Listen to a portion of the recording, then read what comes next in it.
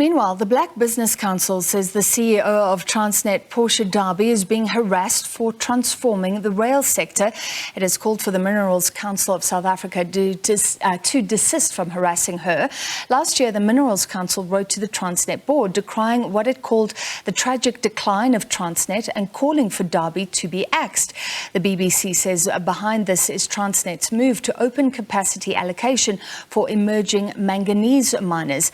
Well, we're joined now by Kganki Matabane, Black Business Council CEO. Mr. Matabane, thank you for being on the show. I'm not exactly sure who's part of the Minerals Council, but you're saying essentially the criticism of Transnet is from white people who are threatened. Is that correct? Good afternoon or evening, Francis and the SABC news viewers. The issue that we are raising is not about racism, it's about economic transformation, because there's a difference. So maybe let me just give you a story. So what has happened since 1994 is that government has been giving black and female-owned businesses mineral rights, prospecting rights, and so on, so that they can mine. So we've got a lot of emerging black female-owned miners that are producing their products. For example, let's say someone has got a coal mine, but they cannot sell it outside the country to anyone else. They must sell it to the big mining companies. So when you look at the ownership structure of the big mining companies and the ownership structure of the allocations at the ports, it does not change. It still reflects a pre-1994 ownership. And that's where the problem is, because the calls for the removal of Portia only came after she indicated that this year she's going to open the port space to emerging miners. She's going to allocate 25% to that. After manganese, she's going to do coal. After that, she's going to do iron ore. And that is going to change significantly, even if it's 25%, but it's significant. It will change the port allocation significantly and allocate that to emerging miners.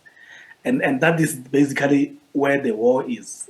So the Mineral Councils, as you may know, is not known for transformation. They've been fighting with the state to maintain what they call once empowered, always empowered, meaning that if a mining company does a BE transaction and the BE partner sells their stake, the mining company, even if they've got no BE partner, they must continue to benefit from BE even if they don't have a BE partner, which is anti-transformation. So that's where we're coming from, to say we cannot have a mineral council that is anti-transformation wanting to further derail transformation. And the challenge is that these allocations at the ports, they are given for 20 years, 10 years, 15 years. So the manganese ones is coming to an end this year. So if that is given to the established mining companies, it means we will wait for the next 20 years again, where the structure of the ownership of the ports,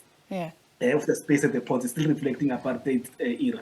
Mr. Matabane, something has to change. Sure, and thank you for that explanation. I'm trying to understand something, because I was looking at this, and you're saying she should be defended from the Minerals Council. It's anti-transformation.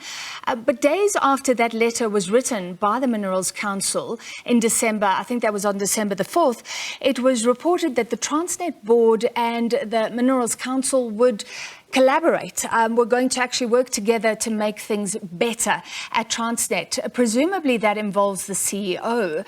Are you not asking for protection from an organization now that she's actually working with to make things better? Yeah, for us, it's not what they are working on. We're working with everyone. We're working with Mineral Council. We're working with Transnet, but we have to call them when they are trying to derail transformation. And in this case, they are trying to derail transformation. They are working with Transnet. They may be working with the board and not the CEO. But we're saying let transformation happen. We cannot keep on having the majority of the citizens being excluded, because that is a receipt for disaster, because one day the majority are going to revolt, and that's not what we want. And you were talking about transformation, but surely to have transformation, you firstly have to have a sustainable sector. If you look at what the Minerals Council said, it said she had 24 months and there was no change.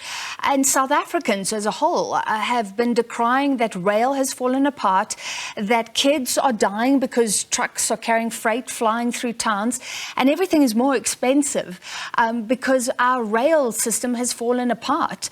So after the time she was given no turnaround, weren't they making a rational argument?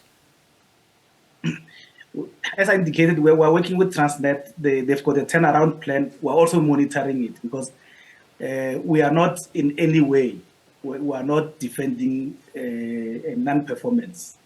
We were the first people to call someone if they're not performing. So we were not defending non-performance, we are defending transformation. The call is very strange that the call came after the CEO started implementing transformation. So that is our bone of contention. The issue of performance, we are monitoring that. And if the turnaround strategy is not bringing any positive changes, then we'll come out and indicate. But we are not in any way defending non-performance.